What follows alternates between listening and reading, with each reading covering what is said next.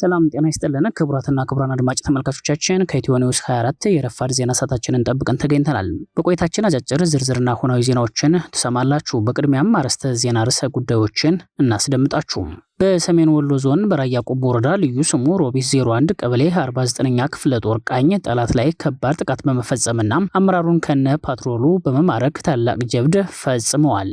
አማራ ፋኖ ብሔራዊ ንቅናቄው ወሎ ቤት አማራ ምኒልክ ዕዝ ምስራቅ አማራ የ102ኛ ኮር አካል የሆነው የ49ኛ ክፍለ ጦር ቃኝ በሮቢት ከተማ በቅርብ ርቀት ከቀኑ 11 ሰዓት መሃል አስፓልት ላይ በወሰደው መብረቃዊ ጥቃት አንድ የብልጽግና ወዳደር የፋይናንስ ኃላፊ እንዲሁም አንድ የመኪና ሹፌርን ጨምሮ በመማረክ ነው ባለድል የሆኑት። አማራ ፋኖ ብሔራዊ ንቅናቄ ሸዋ ጠቅላይ ግዛት ያሳምነው ዕዝ አፄ ዘርዓ ያዕቆብ ኮር ስር የሚገኘው የነጎድጓድ ክፍለ ጦር ያደረገውን ዝግጅት ልዩ ሆኖ ተመዝግቧል። የአሸናፊነት ተሐድሶ የነጎድጓድ ክፍለ ጦር ለላቀ ግዳጅ ተሰናድቷል። በሸዋ ጠቅላይ ግዛት ያሳምነው ዕዝ ስር የሚገኘው አፄ ዘርዓ ያዕቆብ ኮር ኩራት የሆነው ነጎድጓድ ክፍለ ጦር ያለፈባቸውን አስቸጋሪ ፈተናዎችና መከራዎች በጽናት በማለፍ አዲስ የታሪክ ምዕራፍ ስለ መስራቱ አስታውቋል። በምርጫ ስም የሚነገር ደም መኖር የለበትም ሲባል የሽሮ ሜዳው ግድያና የብልጽግና ነጻ እርምጃ አነጋጋሪ ሆኗል። አገዛዙ ዲሞክራሲያዊ ምርጫ አድርጋለሁ እያለ በየመድረኩ በሚያላግጥበት እና የውሸት ትርክት በሚያመርትበት በዚህ ሰዓት መሀል አዲስ አበባ ላይ ግን ዜጎችን አድኖ ነጻ እርምጃ የመውሰድ ስራ በይፋ ጀምሯል። ጉዳዩ በርካቶችን አነጋግሯል። መረጃውን ይዘነዋል። የምስራቅ አፍሪካ አዲሱ የኃይል ፍጥጫ፣ የሞቃዲሾ ዲፕሎማሲያዊ ግፊትና የኢትዮጵያ ሰራዊት ወታደራዊ ምላሽ እየተጋጋለ መጥቷል። ትላንት የምስራቅ አፍሪካ ፖለቲካዊና ወታደራዊ ውጥረት ወደ አዲስና አስፈሪ ምዕራፍ መሸጋገሩ ታውቋል። እስራኤል በ24 ሰዓታት ውስጥ የኢራንን የኃይል መሰረተ ልማት ሙሉ በሙሉ ማጥፋት እንደምትችል ለአሜሪካ አሳውቃለች። አድማጮቻችን እነዚህና ሌሎች መረጃዎችንም ያደመጣችሁ አብራችሁን ቆዩ። ወደ ዝርዝር ዘገባዎቹ አለፈን።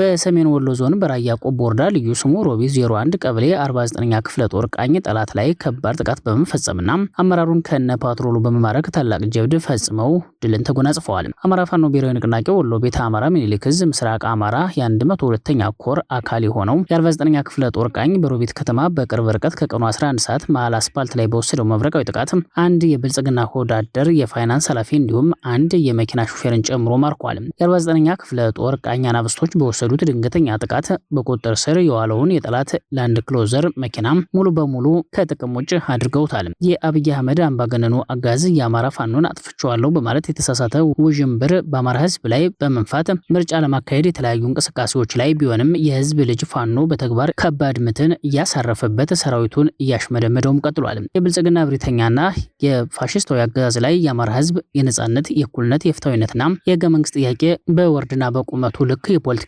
ውክልና እስኪመለስ ድረስ የተጠናከረ የደፈጣና የፊት ለፊት ውጊያዎችን እንደሚያደርጉ የ49ኛ ክፍለ ጦር ዋና ወታደራዊ አዛዥ እና ዘመቻ መሪው አስታውቀዋል። በሌላኛው ግንባር መረጃችን አማራ ፋኖ ብሔራዊ ንቅናቄ ሸዋ ጠቅላይ ግዛት ያሳምነው ዕዝ አፄ ዘርዓ ያዕቆብ ኮር ስር የሚገኘው የነጎድጓድ ክፍለ ጦር ያደረገውን ዝግጅት ልዩ ተደርጎ ተወስዷል። የአሸናፊነት ተሐድሶ የነጎድጓድ ክፍለ ጦር ለላቀ ግዳጅ ተሰናድቷል። በሸዋ ጠቅላይ ግዛት ያሳምነው ዕዝ ስር የሚገኘው አፄ ዘርዓ ያዕቆብ ኮር ኩራት የሆነው ነጎድጓድ ክፍለ ጦር ያለፈባቸውን አስቸጋሪ ፈተናዎችና መከራዎች በጽናት በማለፍ አዲስ የታሪክ ምዕራፍ ከፍቷል። ክፍለ ጦሩ ባደረገው መጠነ ሰፊና ልዩ ተሐድሶ የነበረበትን ፈተና ወደ ጥንካሬ፣ ውጣ ውረዱን ደግሞ ወደ ልምድ በመለወጥ ሙሉ በሙሉ ወደ ቀድሞ ግርማ ሞገሱ ተመልሷል። የአባላቱን የውጊያ ስልትና ስነ ልቦና፣ የአካል ብቃትና የታክቲክ ክህሎት ከፍ የሚያደርግ ጥልቅ ስልጠና ተጠናቋል። ክፍለ ጦሩ በፈተናዎች ውስጥ አልፎ የገነባው የውስጥ አንድነትና ለዓላማ የመታመን እሴት ይበልጥ ጎልብቷል። በአሁኑ ወቅት ክፍለ ጦሩ በማንኛውም ሰዓትና በማንኛውም ግንባር የሚሰጠውን ድርጅታዊ ግዳጅ በብቃት ለመወጣት የሚያስችል ሙሉ ቁመና ላይ ይገኛል ነው የተባለው። የነጎድጓድ ክፍለ ጦር ዳግም መደራጀት ለጠላት መርዶ፣ ለህዝብ ደግሞ የሰላም ዋስትና ነው ሲባል ዛሬም እንደ ትላንቱ በስሙ እንደሚነገረው ነጎድጓድ ክፍለ ጦር ለህዝብ ክብርና ለህዝብ ደህንነት ዋስትና ምሰሶ ሆኖ ስለመቀጠሉ ነው የተገለጸው። በምርጫ ስም የሚነገድ ደም የለም ሲባል የሽሮ ሜዳው ግድያና የብልጽግናው ነጻ እርምጃ መነጋገሪያ ሆኗል። አገዛዙ ዲሞክራሲያዊ ምርጫ አድርጋለሁ እያለ በየመድረኩ በሚያላግጥበትና የውሸት ትርክት በሚያመርትበት በዚህ ሰዓት መሀል አዲስ አበባ ላይ ግን ዜጎችን አድኖ ነጻ እርምጃ የመውሰድ ተግባር በይፋ ተጀምሯል። ትላንት ሚያዝያ 30 2018 ዓ.ም በአዲስ አበባ ሽሮ ሜዳ አካባቢ የተፈጸመው አሰቃቂ ድርጊት የስርዓቱን አምባገነንነትና የህግ አልባነቱን ጥግ ለዓለም ያሳየ ሌላኛው ጥቁር ጠባሳ ሆኖ ተመዝግቧል። ወጣት ተገኝ ባልቻ በቅጽል ስሙ ሮሮ ሮሮ የተባለው የሽሮ ሜዳ ነዋሪ በፖሊስ ተይዞ ከተወሰደ በኋላ በህግ ጥላ ስር ሆኖ ሊጠበቅ ሲገባው እዛው ጽህፈት ቤቱ በር ላይ በአራት ጥይት ተደብድቦ እንዲሞት ተደርጓል። የድርጊት ህግ ማስከበር ሳይሆን በጠራራ ፀሐይ የተፈጸመ የመንግስት ሽብር ነው የተባለ ሲሆን አንድን ዜጋ በቁጥጥር ስር ከዋሉ በኋላ ፍርድ ቤት ከማቅረብ ይልቅ በፖሊስ ጣቢያ ደጃፍ ላይ በጥይት መረሸን አገዛዙ ከህግ በላይ መሆኑንና ለሰው ልጅ ህይወት ቅንጣት ታክል ክብር እንደሌለው ማረጋገጫም ተደርጓል። የሚገርመው ግን ይህ ግድያ የተፈጸመው ስርዓቱ ምርጫ እያካሄድኩ ነው በሚል ዓለምን ለማታለል በሚሞክርበት በአሁኑ ወቅት ነው። በምርጫ ስም የሚነገድ ፖለቲካና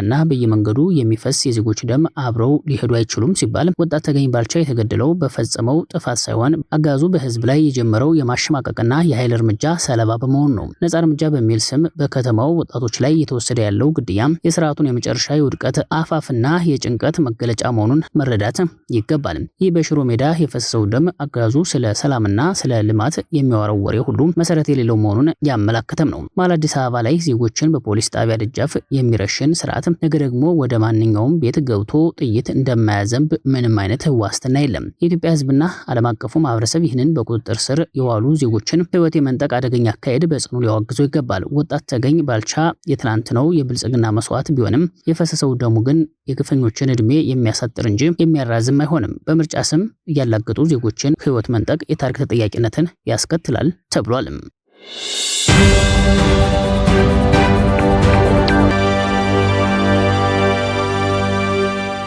የምስራቅ አፍሪካ አዲሱ የኃይል ፍጥጫ፣ የሞቃዲሾ ዲፕሎማሲያዊ ግፊትና የኢትዮጵያ ሰራዊት ወታደራዊ ምላሽ ዛሬም ተጋግሎ ቀጥሏል። የምስራቅ አፍሪካ ፖለቲካዊና ወታደራዊ ውጥረት ወደ አዲስና አስፈሪ ምዕራፍ መሸጋገሩ ታውቋል። አዲስ አበባን የረገጡት የአሜሪካው የአፍሪካ ቀንድ ልዩ መልእክተኛ ትላንት ሞቃዲሾ ገብተው ከፕሬዝዳንት ሐሰን ሼክ መሐመድ ጋር ተገናኝተዋል። ይህ በዲፕሎማሲያዊ መንገድ የሰከነ ቢመስልም በሶማሊያ ምድር ባለው የኢትዮጵያ ሰራዊት በኩል ግን በኃይል ማሳያና በከፍተኛ ወታደራዊ ዝግጅት የታጀበ ውሎ ሆኖ አልፏል።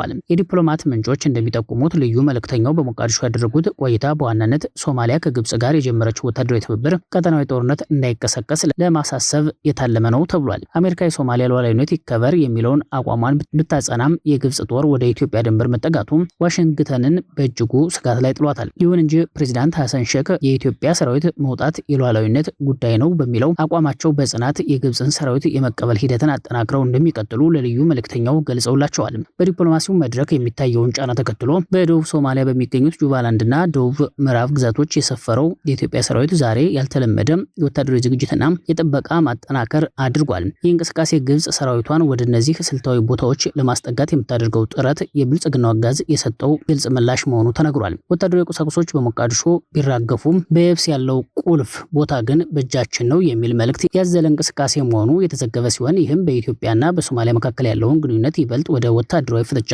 እየቀየረው ይገኛል የተባለው የቀጠናው ተንታኞች እንደሚሉት የትላንቱ ውሎ ለብልጽግናው አገዛዝ መሪ አብይ አህመድ ሁለት ትልልቅ መዘዞችን ይዞበት መጥቷል። በመጀመሪያው ደረጃ አሜሪካ በሞቃዲሾ የምታደርገው ጥረት የኢትዮጵያን ጥቅም በግልጽ ያስጠበቀ አለመሆኑ የዲፕሎማሲያዊ ሽንፈት ማሳያ ተደርጎ ተወስዷል። በሁለተኛ ደረጃ ሰራዊቱ በሶማሊያ ምድር የሚያሳየው ግትርነት ኢትዮጵያን ከዓለም አቀፍ ማህበረሰብ ጋር ይበልጥ ያጋጭና ቀጠናዊ ሰላምን የምታወክ ሀገር ተደርጋ እንድትፈረጅ በር ሊከፍት ይችላል የተባለው በአጠቃላይ የአብይ አህመድ አስተዳደር የተከተለው የብቸኝነት ፖሊሲ ሀገሪቱን በምስራቅና በምዕራብ በኩል በከበባ ስጋት ውስጥ እንድትወድቅ ማድረጉም ተመላክቷል። በሌላ በኩል ከባህር ማዶ እስራኤል በ24 ሰዓታት ውስጥ የኢራንን የኃይል መሰረተ ልማት ሙሉ ለሙሉ ማጥፋት እንደምትችል ለአሜሪካ አሳውቃለች። የእስራኤል ባለስልጣናት ጦርነቱ እንደገና ከተጀመረ በመሰረተ ልማት ላይ ጥቃት እንደሚፈጽሙ ገልጸዋል። ነገር ግን አሜሪካና ኢራን ወደ ውጊያው ለመመለስ ፍላጎት እንደሌላቸው ኤን12 አስነብቧል። የተከበራችሁና የተወደዳችሁ አድማጭ ተመልካቾቻችን ለሳቱ የተዘጋጁት መረጃዎች እነዚህ ነበሩ። አብራችሁ ስለቆያችሁ ላቅ ያለ ምስጋና አለን። በያላችሁበት ሰናይ ጊዜ ይሁንላችሁ። በሰላም ዋሉ። ጤና ይስጥልን።